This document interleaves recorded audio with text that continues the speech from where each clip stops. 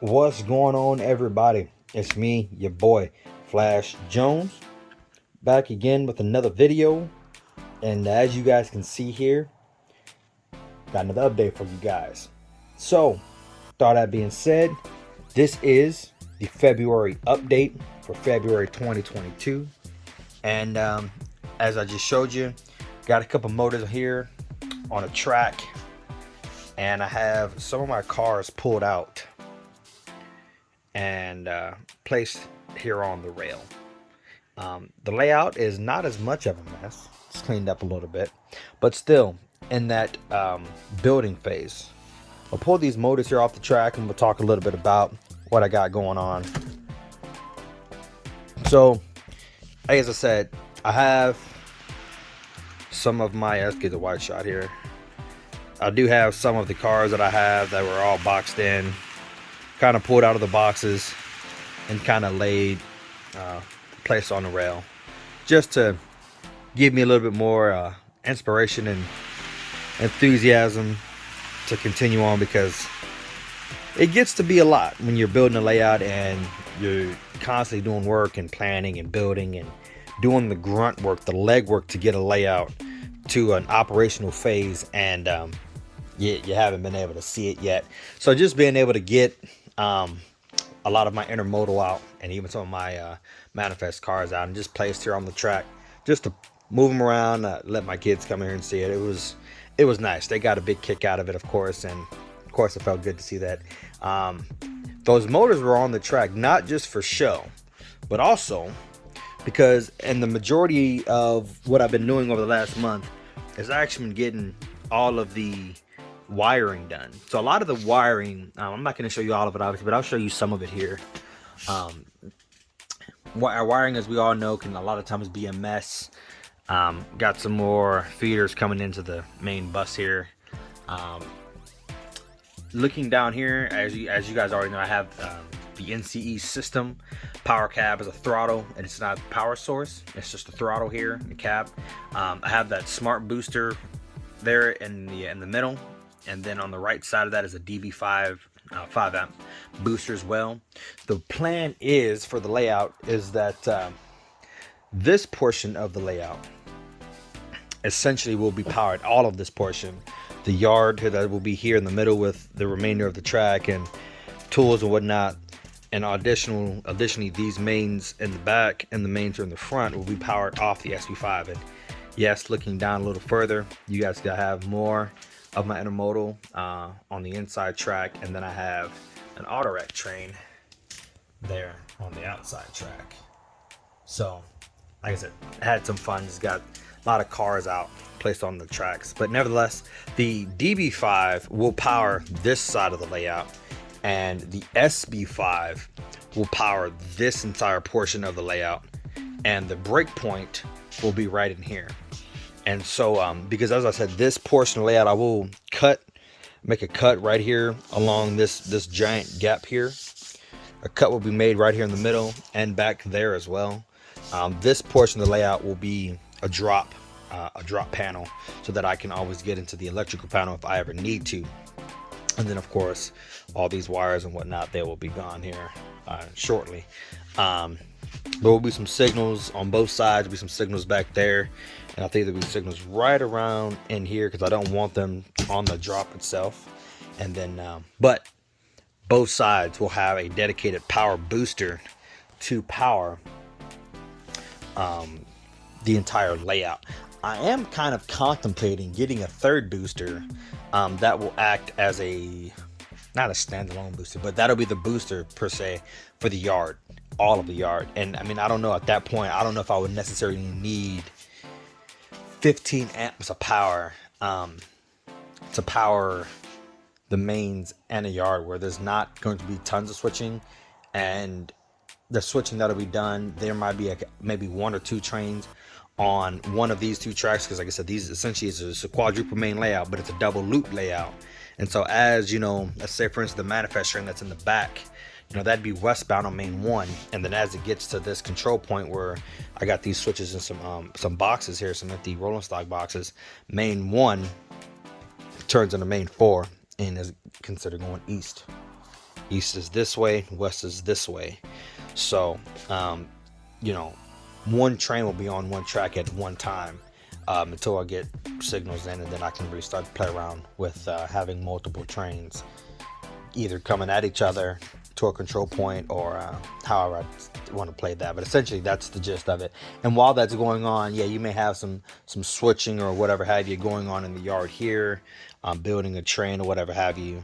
But I don't think that I'll have a need for 15 amps total to run my layout. But we'll play that one by ear, because if I do have to get more power, I can obviously go with the DB5, but I may switch to the powerhouse as my main source of command station, and go away from the SB5 and maybe sell that off and just keep maybe one DB5 to power other portions of the layout. I don't remember if the Powerhouse Pro does have a 10 amp version, but we'll see. Like I said, that's something down the line, and I've been actually thinking about going away from NCE to ESU or whatever LCC command station comes up.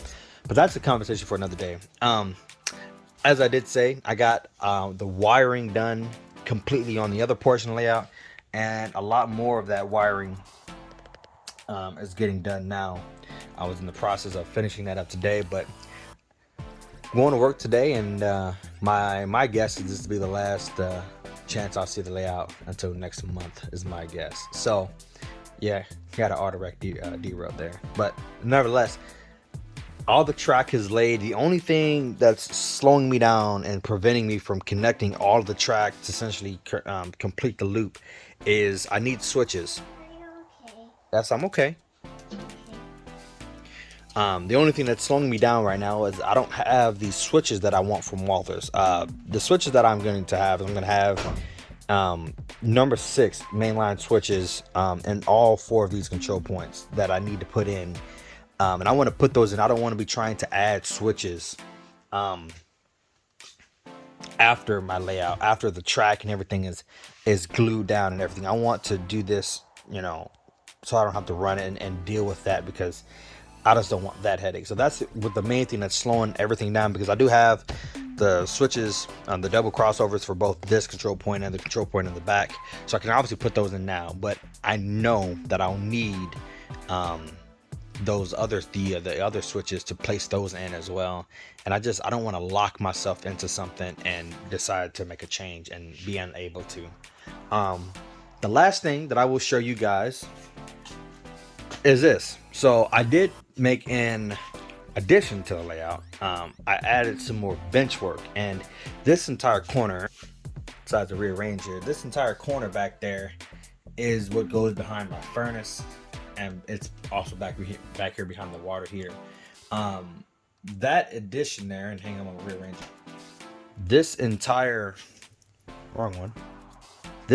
corner is addition that I actually just put in here over the last few days. Just attached it here to the layout so that it's all one piece. I can't even barely move it. You might be able to hear some squeaking, but this is all completely attached and it's unable to be moved. I am gonna put in some more lumber back in this area to hold everything, to make this an entire piece essentially that runs all the way back to the wall. Just trying to maximize the space that I have to do as much as I can with as little as I have. So that's kind of the plan with that. But like I said, this is the addition that I also added to the layout. And what was I gonna say? I don't remember.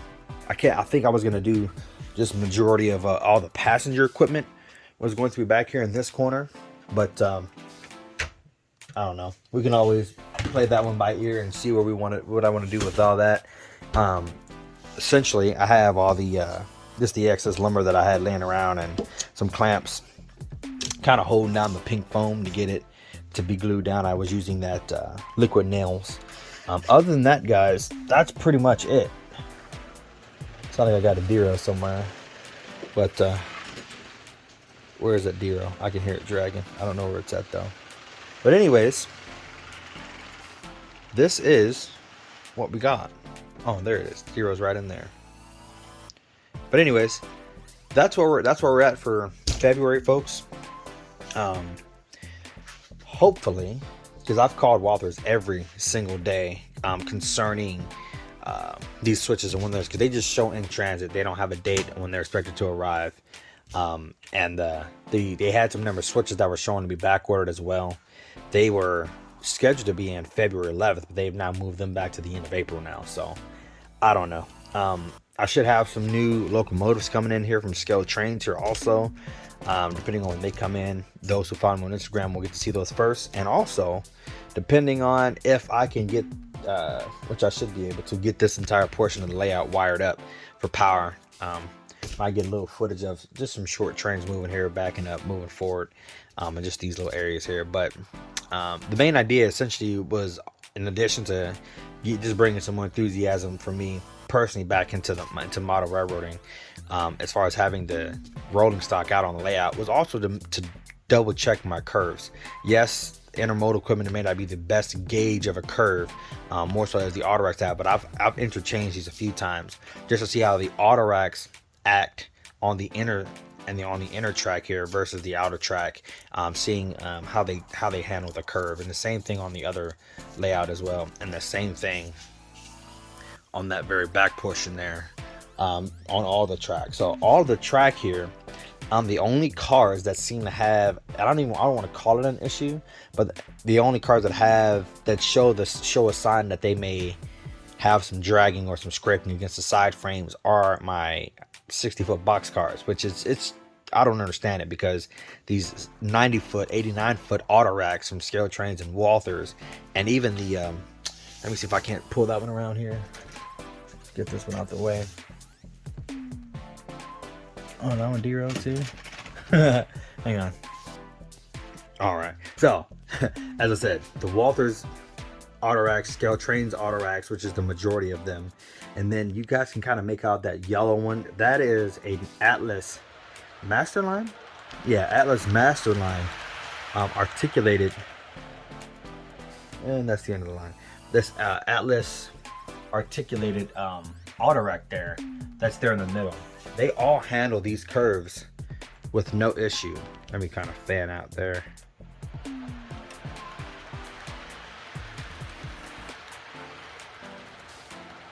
And it comes back out and skirts out over there. So it's very interesting.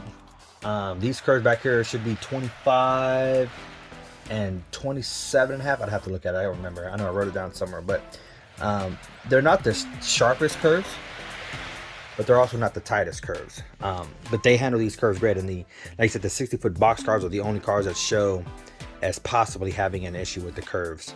So that's just kind of funny to me that the longer cars don't have an issue, whereas the shorter cars with bigger wheels have an issue. So I don't know.